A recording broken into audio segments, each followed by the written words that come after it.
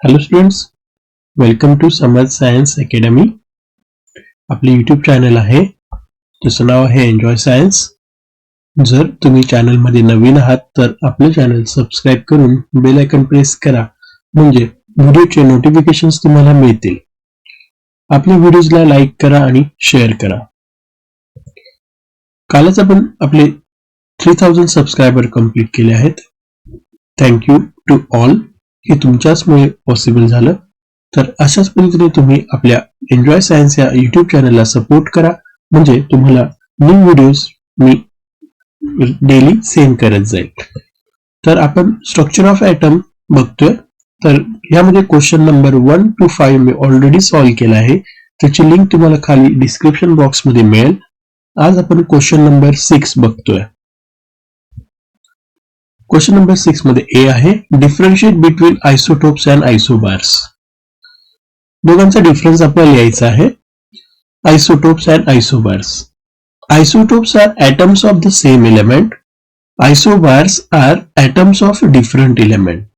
बघा, carbon carbon carbon atoms कसे आहेत? सेम आहेत, बरोबर. बट आयसोबार्स म्हटलं तर atoms कसे असतात? डिफरंट असतात. Isotopes are atoms of same element and isobars are atoms of different element. They have the same atomic number. हा बघा, जो खाली नंबर आहे ना, याला atomic number बोलतात, आणि mass number different आहे. They have the same atomic number but different atomic mass number. तर इकडे atomic mass number same आहे आणि atomic number different आहे. They have the same atomic mass number but different atomic number.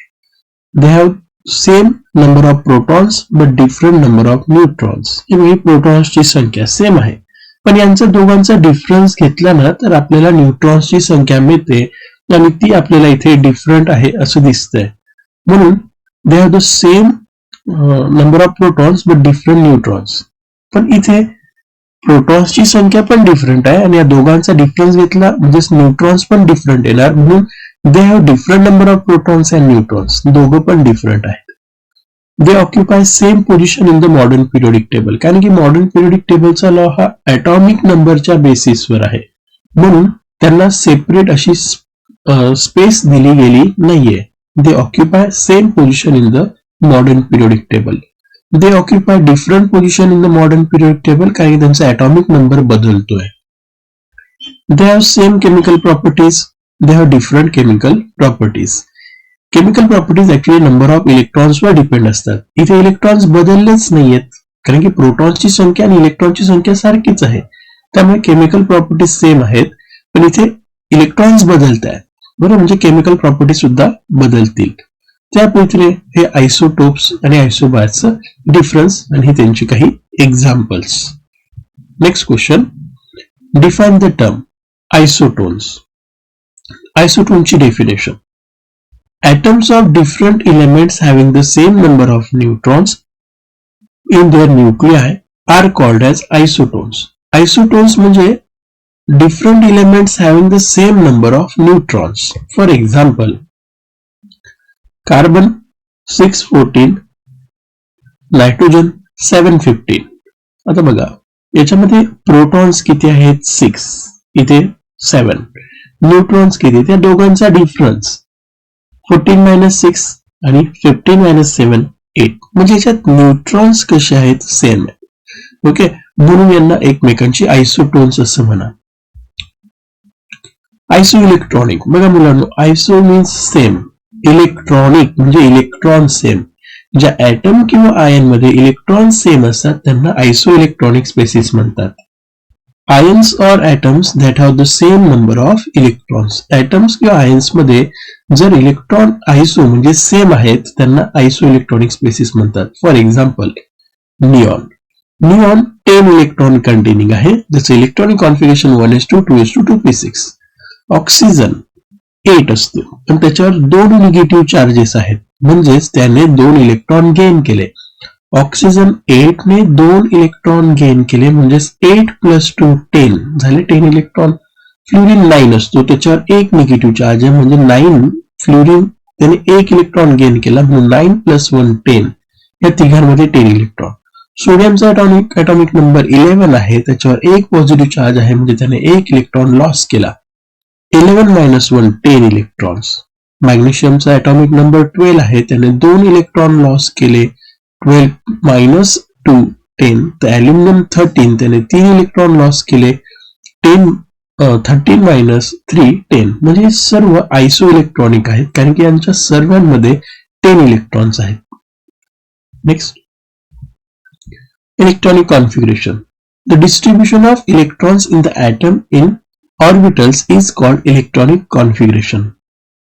इलेक्ट्रॉनचं distribution करायचं असतं आपल्याला ऍटम मध्ये व्हेरियस ऑर्बिटल्स मध्ये, त्यालाच आपण काय म्हणतो, electronic configuration. For example, electronic configuration of neon 1s2 2s2 आणि 2p6. तर निऑन 10 इलेक्ट्रॉन्स या इथे डिस्ट्रीब्यूट केलेत.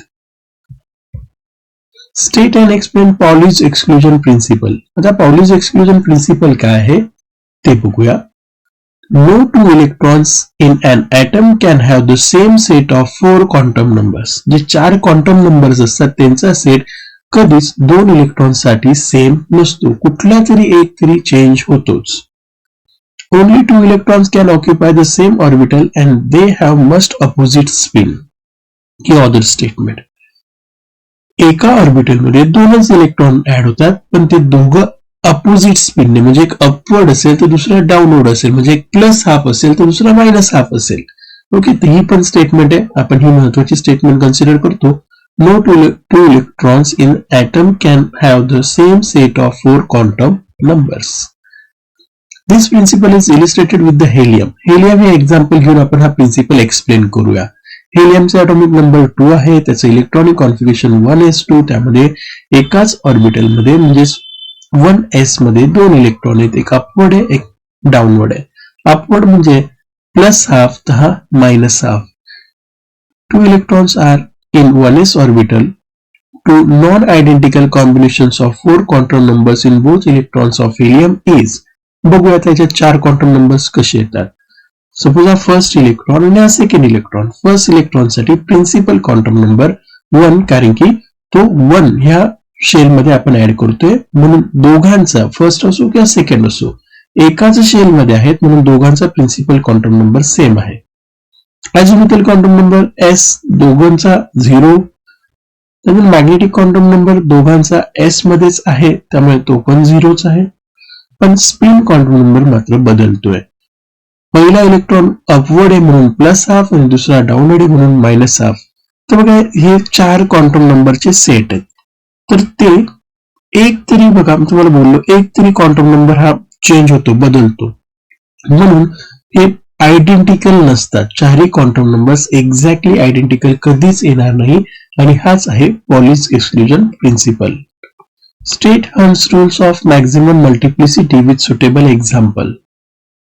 Pairing of electrons in the orbitals belonging to the same subshell does not occur unless each orbital belonging to the subshell has got 1 electron each. याचा अर्थ आपण इलेक्ट्रॉनची pairing orbital मध्ये जोपर्यंत करू शकत नाही तोपर्यंत त्या प्रत्येक ऑर्बिटल मध्ये एक इलेक्ट्रॉन येत नाही. ओके, आपण ऑर्बिटल्स मध्ये इलेक्ट्रॉन पेअर फक्त अशा वेळेस करू शकतो की त्यामध्ये सर्वांमध्ये ऑलरेडी एक इलेक्ट्रॉन आला असेल. सपोज पी ऑर्बिटल घेतलं तर पी मध्ये 3 डिजनरेट ऑर्बिटल असतात, px, py आणि pz. आणि समजा आपल्याला 4 इलेक्ट्रॉन फिल करायचे आहेत, तर आपण px मध्ये 1, py मध्ये 1, pz मध्ये 1 टाकल्यानंतर वापस px मध्ये चौथा इलेक्ट्रॉन टाकू शकतो, म्हणजे पेअरिंग करू शकतो. अदरवाइज आपण सिंगल एकच ऑर्बिटल मध्ये दोघं electron at a time fill करू शकत नाही. आधी प्रत्येकामध्ये फिल करा, आणि हाच आहे हर्ट्झ रूल. त्याला म्हणून मॅक्झिमम मल्टिप्लिसिटी असं बोलतात. Example, according to the Hertz rule each of the 3 degenerate म्हणजे ज्यांची एनर्जी जवळजवळ सेम असते, p orbital must get 1 electron of parallel spin before any one of them receive the second electron. म्हणजे तीन जे त्याच्यात डिजनरेट ऑर्बिटल असतात त्याच्यात एक इलेक्ट्रॉन प्रत्येकामध्ये असेल तरच आपण पुढचा इलेक्ट्रॉन पेअर करू शकतो. Consider example of filling p subshell. P subshell has the 3 degenerate orbital. Here pairing of electrons starts when the 4th electron enters in P subshell. The electronic configuration of 4 electrons occupy the P orbital will be तर 1, 2, 3 आणि मग चौथा हा pairing साठी आला. बरं, असं आपण फील करू शकत नाही की 1, 2, 3, 4. दिस is wrong pairing. This is correct. कशा पद्धतीने फील केला? 1, 2, 3 आधी प्रत्येकामध्ये एक इलेक्ट्रॉन आला, मग चौथा इलेक्ट्रॉन पेअर करू शकतो. It is observe that half field and full filled sets degenerate orbital has extra stability. आणि एक्स्ट्रा स्टॅबिलिटी साठी हा प्रिन्सिपल महत्वाचा असतो. एक तर तो कम्प्लिटली हाफ फील्ड हवा, एक तर कम्प्लिटली फुल फील्ड हवा. Write the drawbacks of Rutherford model. बघा, रुदरफोर्ड यांनी जे ॲटॉमिक मॉडेल दिलं तर त्यांनी ते सोलर सिस्टीम सारखं कन्सिडर केलं की जर सोलर सिस्टीम मध्ये सन हा सेंटर आहे आणि बाकीचे प्लॅनेट्स त्याच्या आजूबाजूला बाय ग्रॅव्हिटेशनल फोर्स हे फिरताय. ओके, लाइटर प्लॅनेट सनच्या आजूबाजूला आहे. तसंच त्यांनी काय सांगितलं की Rutherford model of atom resembles as the solar system with the nucleus playing the role of the massive sun. जसं सन तसं ॲटम्स मध्ये न्यूक्लियस आहे. And the electrons are lighter planets आणि इलेक्ट्रॉन्स हे त्या प्लॅनेट सारखे जे त्याच्या आजूबाजूला फिरतायत.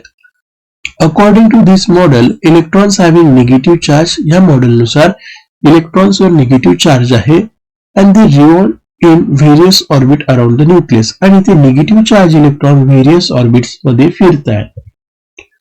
The electrons revolving about the nucleus in fix orbit pose a problem. Such orbital motion is an accelerated motion accompanied by continuous change in the velocity of electron as noticed from the continuously changing direction. According to Maxwell's theory of electromagnetic radiation, accelerated charged particles would emit electromagnetic radiations. बघा, तिथे main problem काय आलाय की त्यांच्या म्हणण्याप्रमाणे Rutherford यांच्या model प्रमाणे जर इलेक्ट्रॉन्स त्या फिक्स ऑर्बिटच्या आजूबाजूला रिव्हॉल्व होत आहेत, सर्क्युलर ऑर्बिट तयार करतायत आणि ते जे काही मोशन आहे ते ऍक्सेलरेटेड मोशन आहे, कंटिन्युअस त्याच्यात चेंज होतोय व्हेलॉसिटीचा. तर मॅक्सवेल यांच्या थिअरीप्रमाणे जर इलेक्ट्रोमॅग्नेटिक रेडिएशन ऍक्सेलरेटेड चार्ज पार्टिकलचं घेतलं तर तो काही प्रमाणात इलेक्ट्रोमॅग्नेटिक रेडिएशन इमिट करेल, म्हणजे त्याची एनर्जी ही लॉस होणार. ओके, मग त्यानुसार electron revolving around the nucleus should continuously emit radiation and lose the equivalent energy. म्हणजे त्यातनं जो कंटिन्युअसली एनर्जी एमिट होतोय तर तो एनर्जी सुद्धा लॉस करतोय. मग जर एनर्जी लॉस झालं तर तो एका पर्टिक्युलर सर्क्युलर ऑर्बिट मध्ये फिरणारच नाही, तो श्रिंक होईल आणि स्पायरल पाथने वापस न्यूक्लियस मध्ये येऊन जायला पाहिजे. पण असं ऍक्च्युअल होतं का? नाही. हे सर्वात मोठा रुदरफोर्डच्या मॉडेलचा ड्रॉबॅक आहे. The orbit would be shrink continuously. जर असं जर झालं तो इलेक्ट्रोमॅग्नेटिक रेडिएशन आहे तर त्याची एनर्जी कमी होणार, तर ते ऑर्बिट श्रिंक होईल, कमी होईल. And the electron would come close to the nucleus आणि तो इलेक्ट्रॉन न्यूक्लियसच्या जवळ येईल following the spiral path. Circular orbit मध्ये न फिरता स्पायरल पाथ मध्ये फिरेल अँड न्यूक्लियस मध्ये येऊन जाईल. It would ultimately fall into the nucleus. This is Rutherford model has intrinsic instability of atom but in real atoms are stable. हे त्यांच्या मते, रुदरफोर्डच्या मते असं होतं, पण रिअल ॲटम्स मध्ये होत नाही, ते स्टेबल आहेत. त्यांच्या मते ते अनस्टेबल आहे. Second, Rutherford models of atom does not describe the distribution of electrons around the nucleus with their energies. Rutherford model अजून डिस्क्राइब करू शकला नाही इलेक्ट्रॉनचं distribution in the nucleus and their energies. आपल्याला व्यवस्थित त्यांचं इलेक्ट्रॉनचं डिस्ट्रीब्युशन त्यांना करता आलं नाही. तर हे 2 ड्रॉबॅक्स होते. Next question, write the postulates of Bohr theory of hydrogen atom. First postulate, the electron in hydrogen atom can move around the nucleus in one of the many possible circular path of fixed radius and the energy. These paths are called as orbits. बघा, त्यांनी सर्वात पहिल्या postulate मध्ये सांगितलं की hydrogen item मध्ये असणारा electron एका सर्क्युलर ऑर्बिट मध्ये एका फिक्स अशा रेडियसने विथ फिक्स एनर्जी फिरतो आहे त्या सर्क्युलर पाथला ऑर्बिट असं नाव दिलं.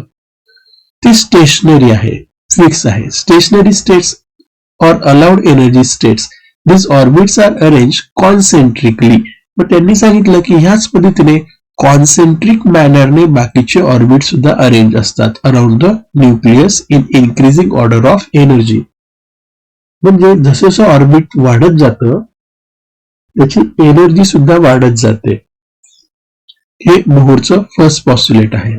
Second postulate, the energy of electron in the orbit does not change with time. However, the electrons will move from lower stationary state to the higher stationary state if and when the required amount of energy is absorbed by the electron.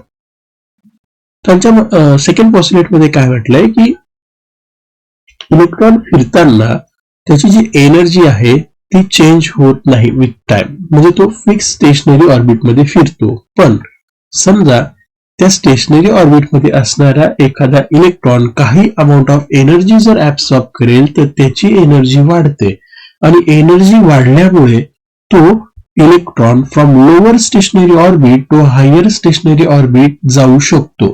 Okay, normally हे त्यांनी काय सांगितलंय की इलेक्ट्रॉनची energy बदलत नाही, पण काही वेळेस ते इलेक्ट्रॉन्स काय करतात, एनर्जी ऍब्सॉर्ब करतात, त्यांची एनर्जी वाढते आणि त्यामुळे ते हायर स्टेशनरी स्टेट कडे जातात from lower stationary state. Okay, कधी कधी ते इलेक्ट्रॉन्स एनर्जी इमिट पण करतात. एनर्जी इमिट करतायत म्हणजे त्यांची एनर्जी कमी होते आणि त्यामुळे ते higher stationary state to lower stationary state सुद्धा येऊ शकतात. The energy change does not take place in continuous manner.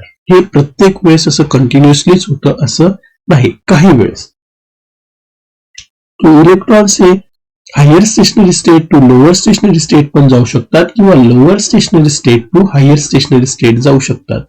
ज्यावेळेस ते एनर्जी ऍब्सॉर्ब करतात, त्यांची एनर्जी वाढली तर ते लोअर टू हायर जातात आणि ज्यावेळेस ते एनर्जी एमिट करतात, बाहेर टाकतात, त्यावेळेस ते higher stationary to lower stationary येतात. पण हे कंटिन्युअस होत नाही.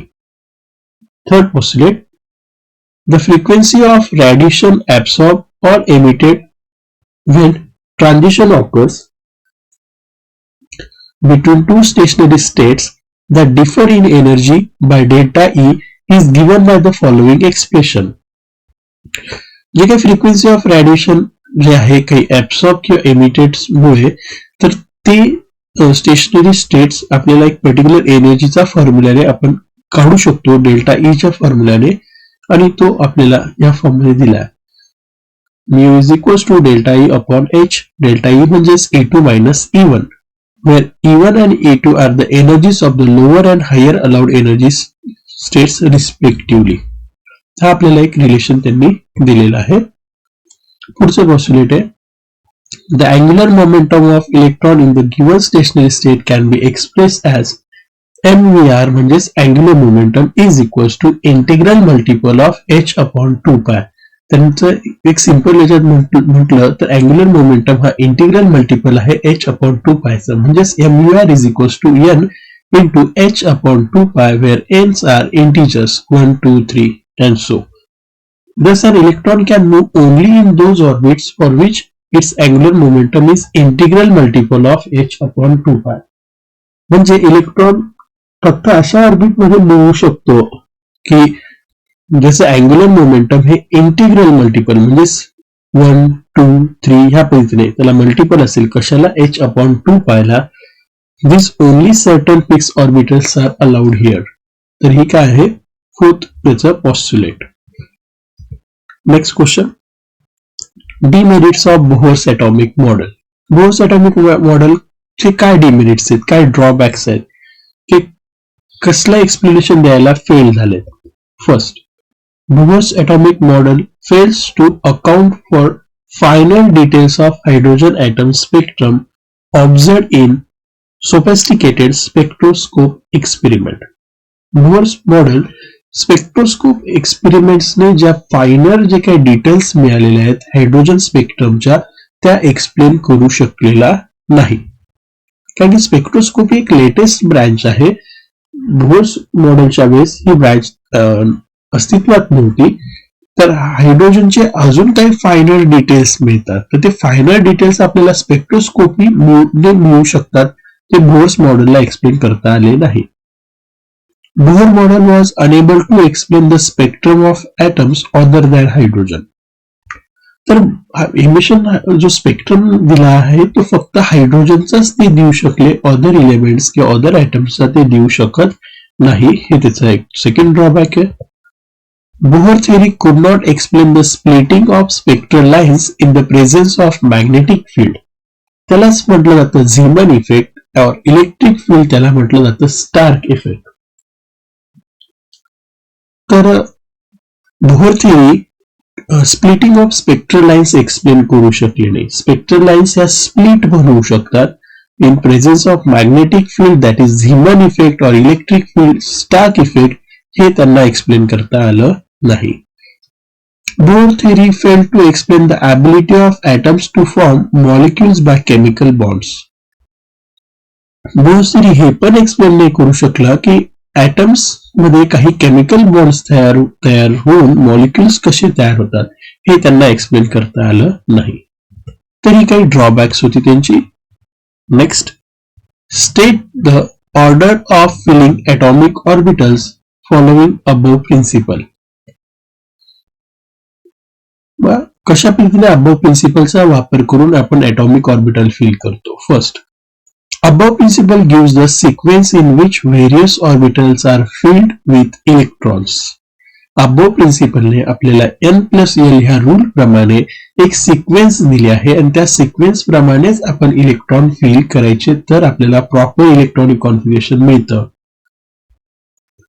In the ground state of atom, the orbitals are filled with electron based on increasing order of energies. आणि ग्राउंड स्टेट ॲटमचं ज्यावेळेस आपण एखादं इलेक्ट्रॉनिक कॉन्फिगरेशन लिहित असतो, तर इलेक्ट्रॉन फिल करताना त्या ऑर्बिटल्सची इन्क्रीजिंग ऑर्डर असणं गरजेचं आहे. प्लस त्याने Pauli's exclusion principle, Hund's rule of maximum multiplicity पण उभे करायला हवे. Increasing order of energy of orbitals. Orbitals are filled in order of increasing value of n+l. n म्हणजेच प्रिन्सिपल क्वांटम नंबर आणि अझिम्युथल क्वांटम नंबर या rule प्रमाणे जायचं. आणि ज्याच्यात n+l ची व्हॅल्यू लार्ज असेल तर त्याची एनर्जी जास्त असते, पण काही वेळेस n+l ची व्हॅल्यू सेम येते. मग अशा वेळेस काय घ्यायचं की ज्याचा प्रिन्सिपल क्वांटम नंबर म्हणजे n लार्ज असेल त्याची एनर्जी जास्त आणि ज्याचा n लो असेल त्याची एनर्जी कमी. बरोबर, तर या पद्धतीने तुम्ही ही ऑर्डर लिहू शकता. In case where the two orbitals have the same value of n+l, the orbitals with low value of n is filled first. म्हणजे तो आधी घ्यायचा, म्हणजे त्याची एनर्जी कमी घ्यायची ज्याचा प्रिन्सिपल क्वांटम नंबर लहान असेल. The increasing order of energy of different orbitals in multi-electron atom is, तर ही इन्क्रीजिंग ऑर्डर दिली आहे 1s, 2s, 2p, 3s, 3p, 4s, 3d, 4p, 5s. याची मी तुम्हाला एक हिंट पण दिली आहे.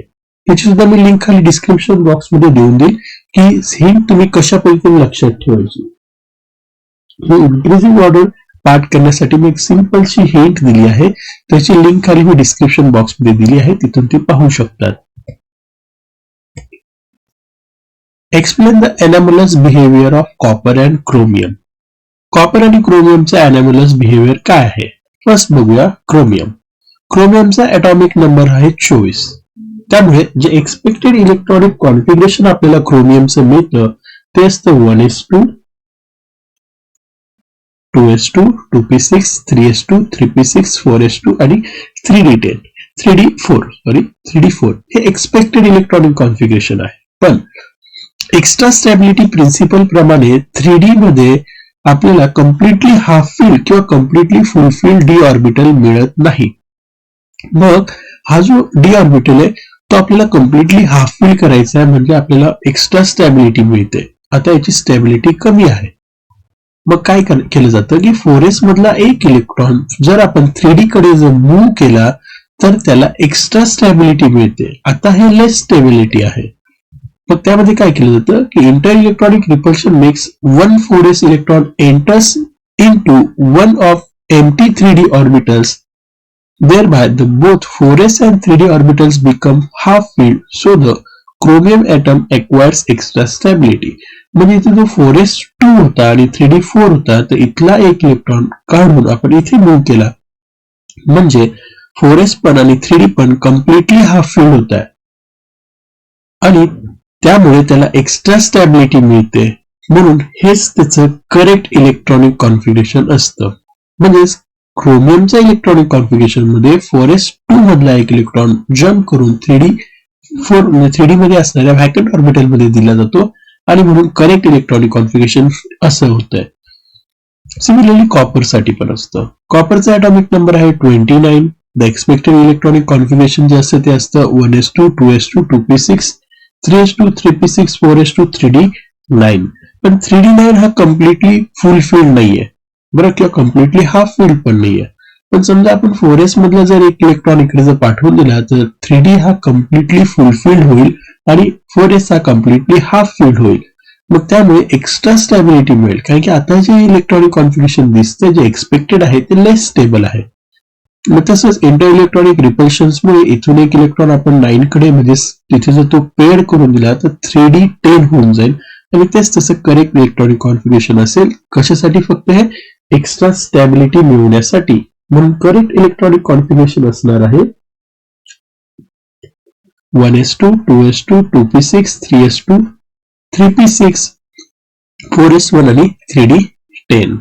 त्या पद्धतीने या दोघांमध्ये एक्स्ट्रा स्टॅबिलिटीसाठी आपल्याला इलेक्ट्रॉनिक कॉन्फिगरेशन मध्ये थोडासा बदल घडवून आणावा लागतो आणि यालाच अनॅमलस बिहेवियर ऑफ क्रोमियम आणि कॉपर म्हणतात. हे एक्सेप्शन केसेस झाले इलेक्ट्रॉनिक कॉन्फिगरेशनचे. Write the orbital notation for the electrons in the orbitals with the following quantum numbers. तर n आणि l म्हणजे प्रिन्सिपल क्वांटम नंबर आणि अझिम्युथल क्वांटम नंबरच्या व्हॅल्यूज दिलेल्या आहेत. तर याच्यावरून तुम्हाला त्याचं नोटेशन द्यायचं. नोटेशन लिहिणं एकदम सिंपल असतं. जो पण प्रिन्सिपल क्वांटम नंबर असतो तो आधी लिहून घ्यायचा. जसं इथे 2 आहे तर 2, इथे 4 आहे तर 4, 3 आहे तर 3 आणि l s साठी 0 असतो. ओके, l 0 आहे कशासाठी? s साठी.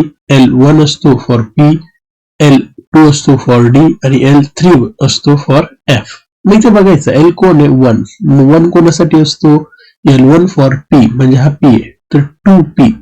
त्याच्यानंतर हा L4 आहे आणि L2 आहे, 2 म्हणजे d म्हणजेच हा असणारे 4d तर हा असणारे 3d. त्या पद्धतीने पहिले बघायचं इथे जो पण n असतो तो लिहून घ्यायचा 2. इथे l कोण आहे? 1. मग L1 कोणासाठी असतो? p साठी, तर लिहिलं 2p. इथे n बघायचा 4 आहे तर लगेच 4 लिहून घ्यायचा आणि L2 कोणासाठी असतो? d म्हणून लिहिलं 4d. इथे 3 आहे तर लिहिणार 3. L2 आहे, L2 कोणासाठी असतो? d म्हणून 3d. त्यापैकी तुम्ही आन्सर लिहू शकता. Write the electronic configuration of Fe, Fe2 plus Fe3 plus. Fe26 असतो ॲटॉमिक नंबर. आपल्याला त्या सिक्वेन्स प्रमाणे इलेक्ट्रॉनिक कॉन्फिगरेशन करायचं आहे. 1s2 2s2 2p6 3s2 3p6 4s2. हे 10 प्लस हे 10 20 आणि हे 6 26. त्याने 2 इलेक्ट्रॉन लॉस केले तर शेवटच्या सेल मधून म्हणजे 4s मधून हे 2 इलेक्ट्रॉन लॉस होतील, म्हणजे पुढे 4s लिहायचा नाही. इथून ते 2 इलेक्ट्रॉन लॉस केले म्हणून त्याच्यावर 2 पॉझिटिव्ह चार्ज आले. म्हणून नवीन electronic configuration 1s2 2s2 2p6 3s2 3p6 4s मध्ये 2 इलेक्ट्रॉन लॉस झाले 3d6. मग अशा पद्धतीने आता आपल्याकडे फक्त किती इलेक्ट्रॉन आले? 24. पहिले 26 होते, त्याने 2 इलेक्ट्रॉन लॉस केले, आता 24. चेक करा. 10 त्यानंतर 12 नंतर 18 आणि 6 24. पुढे Fe3 प्लस म्हणजे अजून एक इलेक्ट्रॉन लॉस करायचा आहे, तर 3d मधून अजून एक इलेक्ट्रॉन लॉस गेला तर झाला 5. म्हणून 1s2 2s2 2p6 3s2 3p6 आणि 3d5. त्या पद्धतीने तिघ इलेक्ट्रॉनिक कॉन्फिगरेशन लिहू शकतो. आता कंडेन्स ऑर्बिटल नोटेशन आपल्याला दाखवायचं आहे काही एलिमेंटचा. तर बघूया. लिथियमचा ॲटॉमिक नंबर 3 असतो. त्याच्या आधी इनर्ट गॅस असतो हेलियम. बरं, त्यामुळे He2s1. मी याची सुद्धा तुम्हाला हिंट डिस्क्रिप्शन बॉक्स मध्ये दिलेली आहे की एलिमेंटचं इलेक्ट्रॉनिक कॉन्फिगरेशन कसं काढतात, तर तिथून तुम्ही तेही पाहू शकतात. lithium Z is equals to 3, helium 2s1. Carbon Z is equals to 6, हेलियमच आहे त्याच्या आधीचा इनर्ट गॅस. ओके, त्यामुळे पुन्हा helium 2s2 2p2. Oxygen 8, helium 2s2 2p4.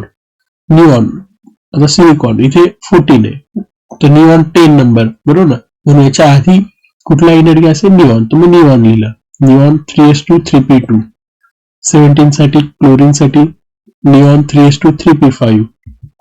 Calcium Z20, argon 4s2. तर या पद्धतीने काही इलेमेंटचे आपण कंडेन्स जे काही ऑर्बिटल नोटेशन्स आहेत ते लिहून दिले. लिथियम साठी हेलियम 2s1, कार्बन साठी हेलियम 2s2 2p2, ऑक्सिजन साठी हेलियम 2s2 2p4, सिलिकॉन साठी निऑन 3s2 3p2, क्लोरीन साठी निऑन 3s2 3p5 आणि कॅल्शियम साठी argon 4s2. Next, draw the shape of S, 2s and 2p orbital. तर 2s orbital आणि हा 2p orbital, 2px 2py आणि 2pz हे त्यांची शेप्स आहेत.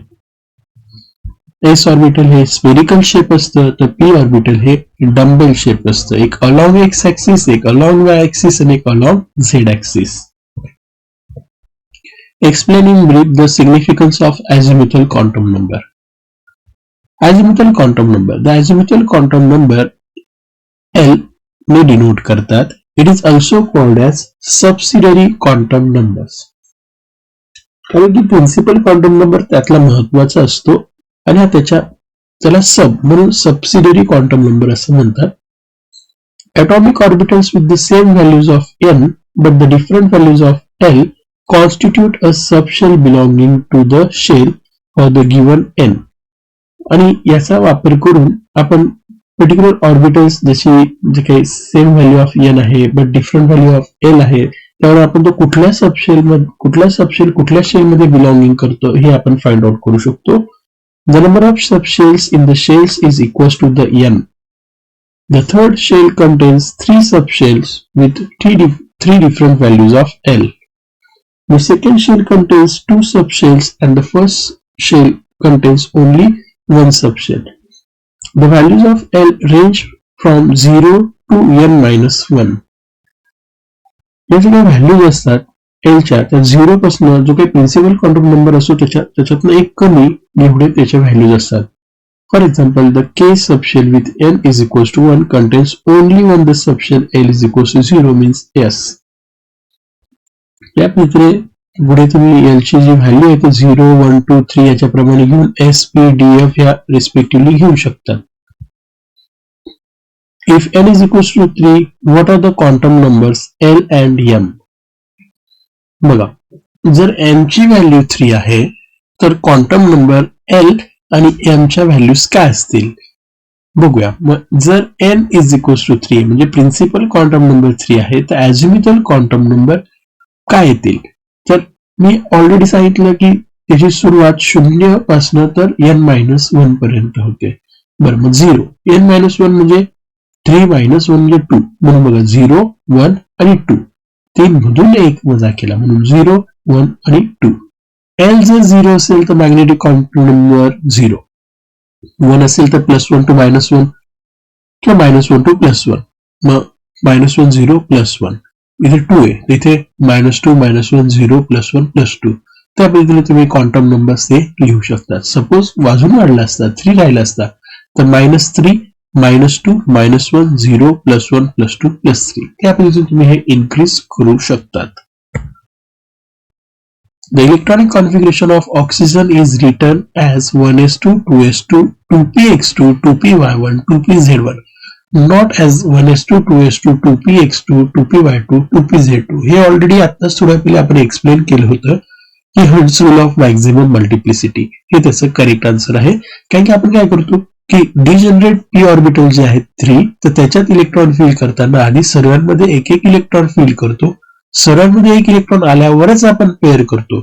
तर इथे बघा हा एम्प्टी असतानाच आपण पेअर केलं हे पॉसिबल नाही. म्हणजे इथे hertz rule of maximum multiplicity आपण वापरत नाही म्हणून हे चुकीचं आहे आणि हेच करेक्ट आहे. According to the Hull's rules of maximum multiplicity, pairing of electrons in the orbitals belonging to the same subshell does not occur unless each orbitals belonging to the subshell has got one electron. तेच म्हणजे तुम्हाला आता बोललो की जोपर्यंत त्या प्रत्येक orbital मध्ये एक इलेक्ट्रॉन येत नाही तोपर्यंत आपण त्याच्यात दुसरा इलेक्ट्रॉन पेअर करू शकत नाही. हा हल्स रूल आहे. तिथे हल्स रूलचं व्हायोलेशन होते, इथे हल्स रूल अप्लाय होतोय, त्यामुळे असं लिहायचं नाही. Oxygen has 8 electrons. The first 2 electrons will pair in 1s. The next 2 electrons pair in 2s. 8 electron पैकी पहिले 2 इलेक्ट्रॉन 1s मध्ये पेअर झाले, दुसरे 2s मध्ये पेअर होत आहेत आणि रिमेनिंग जे 4 इलेक्ट्रॉन आहेत ते आपल्याला डिजनरेट 3p ऑर्बिटल्स मध्ये फिल करताना पहिले प्रत्येक p मध्ये एक इलेक्ट्रॉन फिल करायचा, म्हणजेच एक px मध्ये, एक py मध्ये, एक pz मध्ये आणि मग रिमेनिंग आपण त्या pz ला द्यायचा. ओके, म्हणजे आपण इथे हल्स रूल अप्लाय केला. इथे दिलेलं आहे की p orbital must get one electron of parallel spin before any one them receive the second electron of opposite spin. Therefore, two p orbitals have the one electrons and one p orbitals have two electrons. Write note on principal quantum number. Principal quantum number denoted by n. It is positive integer value being n is being 1, 2, 3, 4 dash. It identifies the shell. Principal quantum number आपल्याला कसली information देतो? Shell. Atomic orbitals having the same value of n belongs to the same shell. With increase the n, the number of allowed orbitals in the shell increases because the formula is n square. जर n जर वाढला तर number of shell सुद्धा का होत जात आहेत? Increase होत जात आहेत. The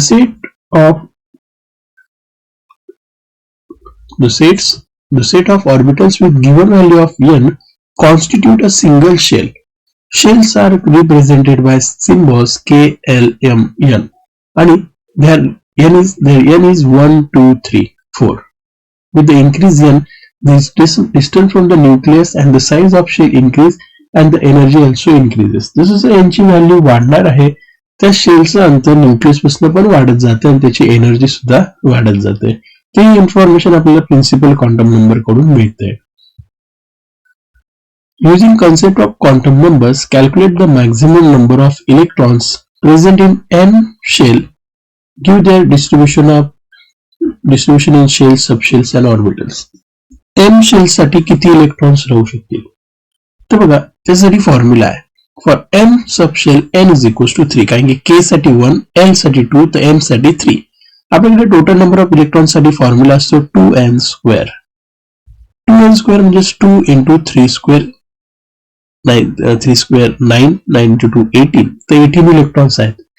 त्या 18 इलेक्ट्रॉनचं डिस्ट्रीब्युशन 3 मध्ये कशा पद्धतीने करायचं ते बघूया. Distribution of this electron in shells, subshells and orbitals. बघा 3s2, 3px2, 3py2, 3pz2 हे s चा तर एक झाला. ओके, काही 3 म्हटलं तर त्याच्यात s आहे, p आहे आणि d आहे, f तर नसतो. मग तुम्हाला हे 18 इलेक्ट्रॉन s मध्ये 3 p च्या डी जनरेट ऑर्बिटल्स मध्ये आणि 5 d जनरेट ऑर्बिटल्स मध्ये फिल करायचे. मग 3s2, 3px2, 3py2, 3pz2, त्यानंतर 3dxy2, 3dyz2, 3dxz2, 3dx2 y2 आणि 3dz2. तर 1, 2, 3, 4, 5, 6, 7, 8, 9. तर या 9 ऑर्बिटल्स मध्ये 2-2 इलेक्ट्रॉन फिल केले, म्हणजे 18 इलेक्ट्रॉन्स आपण यूज केले. Next, indicate the number of unpaired electrons in silicon. सिलिकॉनचं इलेक्ट्रॉनिक कॉन्फिगरेशन आहे त्याचा ॲटॉमिक नंबर 14 आहे. 1s2, 2s2, 2p6 10, त्यानंतर 3s2 12 आणि 3p2 14. तर आपल्याला 14 इलेक्ट्रॉन्स दिसतात. त्यानंतर ऑर्बिटल बॉक्स डायग्राम पण काढून घेऊया. 1s2 मध्ये 2 इलेक्ट्रॉन, एक अपवर्ड एक डाऊनवर्ड पेअर्ड आहे. 2s2 एक अपवर्ड एक डाऊनवर्ड पुन्हा पेअर्ड आहे. 2p6 हे 3 p ऑर्बिटल्स आहेत, px, py, pz. 6 इलेक्ट्रॉन्स हे सुद्धा पेअर्ड आहेत. 3s2 मध्ये सुद्धा पेअर्ड आहे. पण 3p2 आपल्याला हर्ट्झ रूल प्रमाणे फिल करायचे तर हे 2 अनपेअर्ड आहेत, म्हणून सिलिकॉन मध्ये 2 इलेक्ट्रॉन्स अनपेड आहेत. क्रोमियमचं ऍक्च्युअल इलेक्ट्रॉनिक कॉन्फिगरेशन आहे 1s2 2s2 2p6 3s2 3p6 4s1 3d5 आणि त्याची ऑर्बिटल डायग्राम ह्या पद्धतीने. तर बघा 4s1 एक अनपेड आणि 3d5 चे हे 5 अनपेड असे टोटल 6 अनपेड इलेक्ट्रॉन्स त्याच्यात आहेत. An atom of element contains 29 electrons and 35 neutrons. Deduce A. The number of protons. B. The electronic configuration of element. The number of protons. त्यांनी आपल्याला electrons दिले. मी तुम्हाला ऑलरेडी शिकवलंय की इलेक्ट्रॉन्सची संख्या आणि प्रोटॉन्सची संख्या नेहमी इक्वल असते.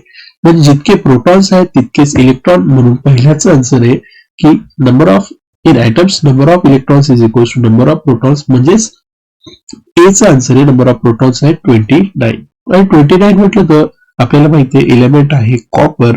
कॉपरचं एक ॲनामलस बिहेवियरचं इलेक्ट्रॉनिक कॉन्फिगरेशन असतं, तर ते लिहून घ्यायचं 1s2 2s2 2p6 3s2 3p6 4s1 3d10 to get extra stability.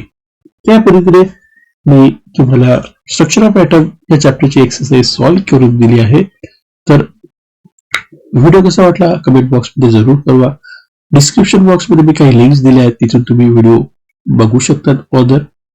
तर कमेंट करा. Thanks for watching.